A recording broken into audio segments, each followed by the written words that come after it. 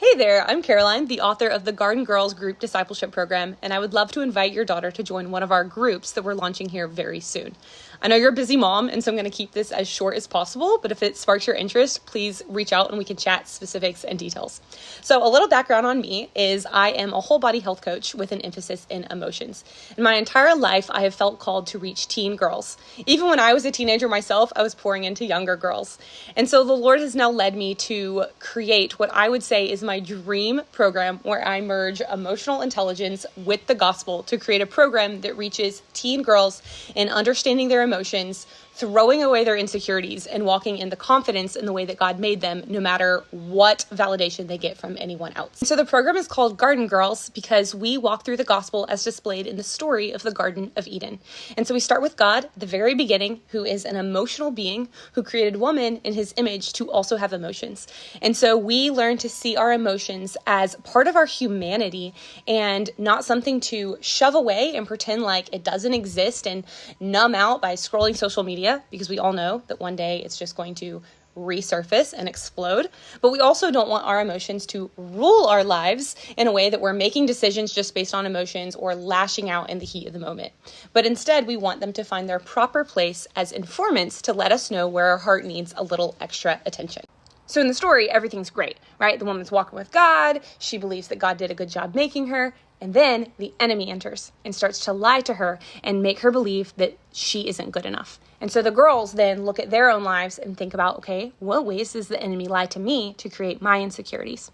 And I want you to think back to when your daughter was a little girl and she would twirl around the room and do shows on the hearth for the family with this beautiful childlike confidence that everybody loved her.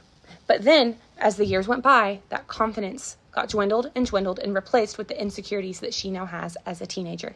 And what happened is the enemy has come in and taken the tiniest little stories and twisted them to make her believe there's something wrong with her. So for example, let's say her group of friends at school pushes her off to the side, and now the enemy has come in and told her, all right, you're not pretty enough. If you would tell more jokes and were funny, they would like you. You don't fit into groups, right? And that now has become the lens through which she views the world. And so now the teeny tiniest thing could happen, and the enemy says, see, I told you weren't cool enough. And so my goal is for these girls to be able to recognize that actually those thoughts are lies, to take those thoughts captive, and to make them obedient to what Christ says about them. Because it's really cool the way God made our brains, and especially in the teen years, they're super malleable, and we can actually shift away the way that they operate so that now they pick up on all the truth rather than being bent towards reaffirming those insecurities over and over again. And my goal is that the girls can come back to this beautiful childlike confidence that they used to have.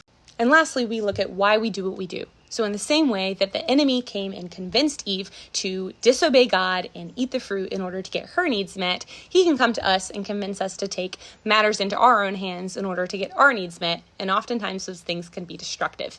So for example, this might be gossiping in order to feel included, or yelling in order to feel heard. And so the girls are able to recognize those things for what they are as destructive actions, but remove any shame associated with it, because God actually came back to Eve in the garden and had a conversation with her and literally covered her shame and promised her a savior. And so we can have compassion on ourselves in the same way that God has compassion on us, and at the same time recognize that there are consequences for our actions, and we can take ownership and actually next time find a healthier way to get that need met. And so the essence of the program is growing the girls in their confidence and how they were created so that they're not living out of their insecurities. And I know I've absolutely flown through this here today, but I would love to start the conversation. So please reach out and we can chat more.